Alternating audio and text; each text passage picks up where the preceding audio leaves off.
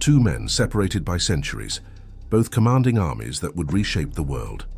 One conquered nations through sheer audacity and magnetic presence. The other remained in shadows, yet his invisible influence guided emperors to victory. Napoleon. Bonaparte and Sun Tzu, the master of visible power versus the architect of invisible strategy. But here's what nobody tells you about true masculine attraction. It wasn't their military genius that made them irresistible to those around them. It was something far deeper, something that every man today desperately needs to understand. Picture this: a young artillery officer stands before the Directory of France, barely 27 years old, yet everyone in the room hangs on his every word. Napoleon didn't just speak, he commanded reality itself. When he entered a room, conversations stopped. When he spoke, men twice his age leaned forward. This wasn't about his height, his looks, or even his military victories. This was about something that transcended the physical realm entirely. Meanwhile, thousands of miles away and centuries earlier, an ancient Chinese philosopher sat in meditation, crafting words that would influence leaders for over 2 millennia. Sun Tzu never sought the spotlight, never craved recognition, yet kings and generals would travel vast distances just to glimpse his wisdom. His attraction wasn't loud, it was profound. It pulled people toward him like a gravitational force. They couldn't explain. Have you ever wondered why some men naturally command respect while others, despite having everything, money, looks, status, somehow remain invisible in social situations? The answer lies in understanding what Napoleon and Sun Tzu both mastered, though they approached it from opposite directions. Napoleon embodied the art of visible dominance, the kind of presence that announces itself before you even speak. Sun Tzu perfected invisible influence, the kind of power that others feel but can't quite identify. Both understood that true masculine attraction isn't about impressing others, it's about becoming so secure in your own identity that others naturally gravitate toward your energy. Let me tell you Napoleon's most vulnerable moment, one that history books rarely mention. It was 1815, on the island of Elba, stripped of his empire, abandoned by his allies. A broken man pacing the shores of his tiny kingdom, watching ships pass in the distance. His wife had left him, his son was taken away. Everything he'd built had crumbled. Yet even in exile, something burned within him that refused to be extinguished. Local fishermen would gather just to hear him speak. Guards assigned to watch him found themselves seeking his advice on personal matters. Even in his lowest moment, that magnetic quality remained untouchable. What was it? It wasn't his achievements. Those were gone. It wasn't his status. He was a prisoner. It was his unwavering belief in his own worth, his refusal to let external circumstances define his internal reality. Napoleon understood that attractive. Men don't derive their value from what they have, but from who they are at their core. He had cultivated an identity so strong that losing everything couldn't shake it. Now contrast this with Sun Tzu's approach. Where Napoleon was fire, Sun Tzu was water. Where Napoleon demanded attention, Sun Tzu attracted it effortlessly. His philosophy was simple yet profound. The supreme excellence is to subdue the enemy without fighting. This wasn't just military strategy, it was his approach to human interaction. He understood that the most attractive quality a man can possess is the ability to influence without force, to lead without domination, to be powerful without being aggressive. Sun Tzu's greatest secret was emotional intelligence centuries before the term existed. He studied human nature with the precision of a scientist. He knew that people aren't attracted to perfection, they're attracted to authenticity combined with strength. He taught that knowing yourself is more important than knowing your enemy, because a man who truly knows himself becomes unshakable, and unshakable men are magnetic. Here's a question that might make you uncomfortable. When was the last time you felt completely secure in who you are, regardless of how others perceived you? This is where most men get it wrong. They focus on external validation, building muscles, making money, buying expensive clothes, perfecting their pickup lines. These things aren't inherently bad, but they're building on a foundation of sand.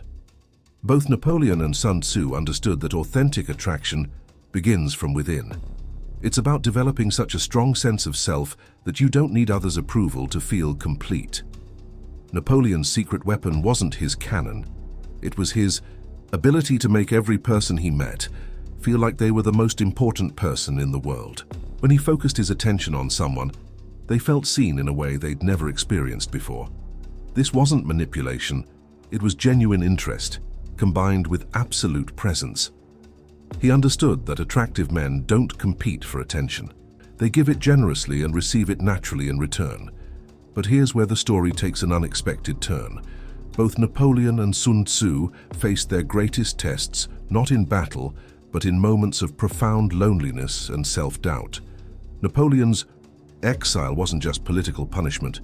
It was a mirror reflecting his deepest fears about his own worth. Sun Tzu spent years in obscurity, his brilliant strategies ignored by short-sighted rulers who preferred quick victories over sustainable success. These weren't just historical footnotes, they were crucibles that forged their most attractive qualities. In their darkest moments, both men discovered that true magnetism isn't about never falling down. It's about how you rise when you do fall. It's about maintaining your center when everything around you is chaos. It's about staying true to your values when compromise would be easier. Sun Tzu wrote, "In the midst of chaos, there is also opportunity." This wasn't just military wisdom, it was relationship wisdom. Attractive men understand that every challenge, every setback, every moment of uncertainty is an opportunity to demonstrate their character. They don't avoid difficult situations. They lean into them because they know that's where authentic strength is revealed.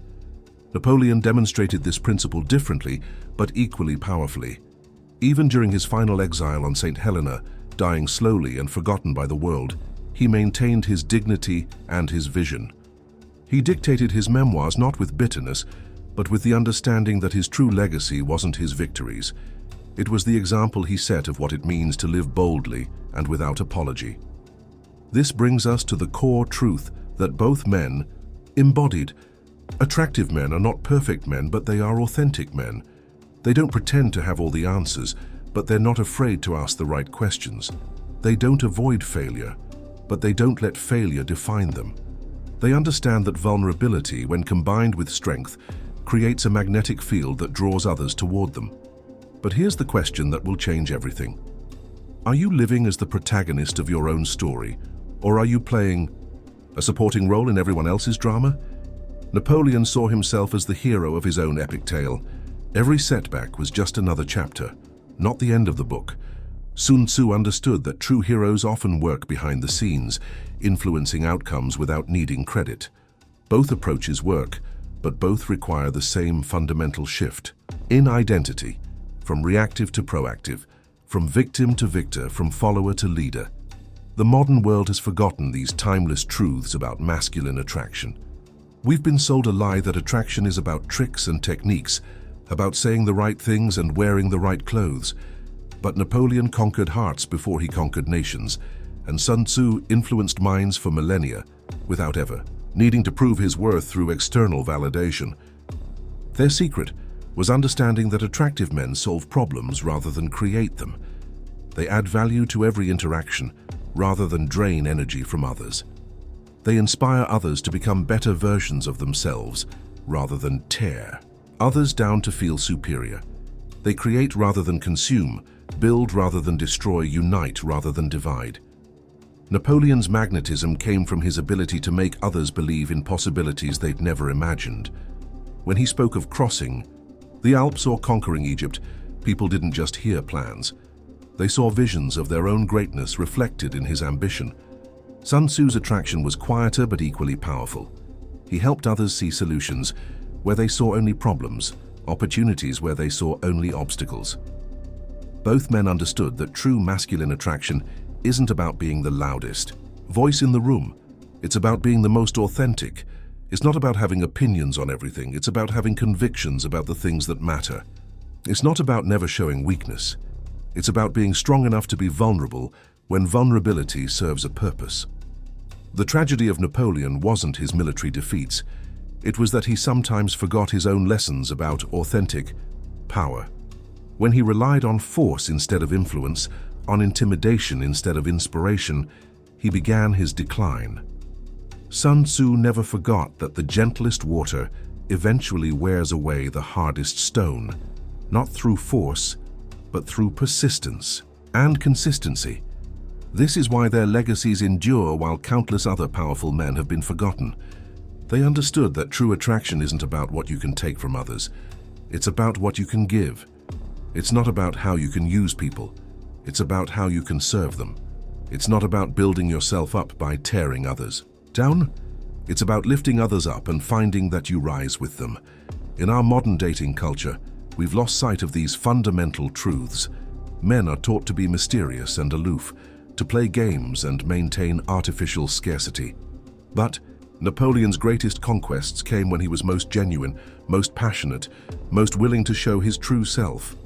Sun Tzu's greatest influence came from his willingness to share his wisdom freely, to help others succeed without demanding recognition in return. The ultimate strategy for masculine attraction isn't a strategy at all. It's a way of being.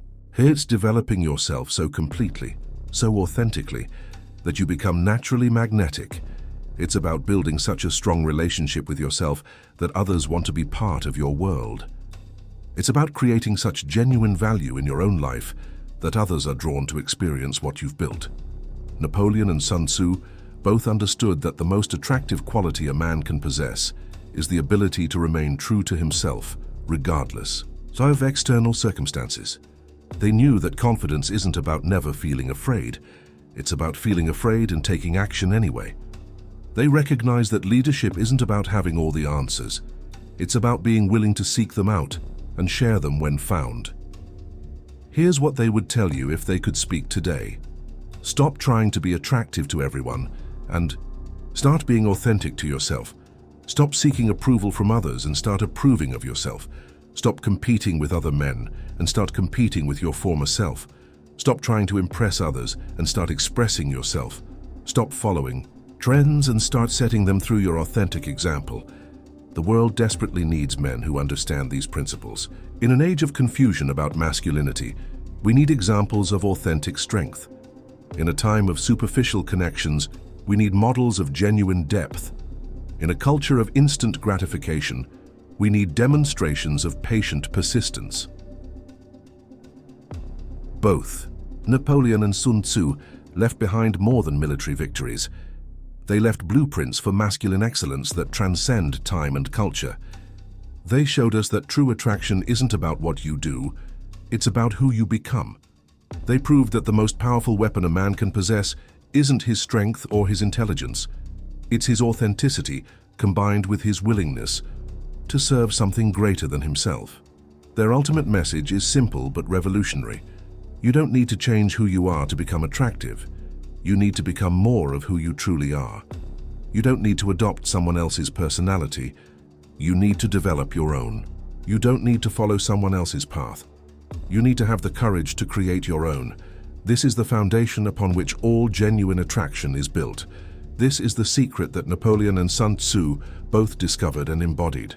This is the truth that can transform not just your relationships, but your entire approach to life. The question isn't whether you have what it takes to be genuinely attractive. You do. The question is whether you're willing to do the inner work necessary to uncover and develop what's already there. The question is whether you're ready to stop playing small and start living large. The question is whether you're prepared to become the man you were always meant to be. Napoleon and Sun Tzu are waiting to show you the way. Their strategies aren't just historical curiosities. They're timeless principles that work just as powerfully today as they did centuries ago. The only question remaining is, are you ready to learn from the masters? If this resonates with you, if you're ready to discover the timeless secrets of genuine masculine attraction, then subscribe and like this video. Share it with other men who are ready to stop playing games and start building authentic magnetism.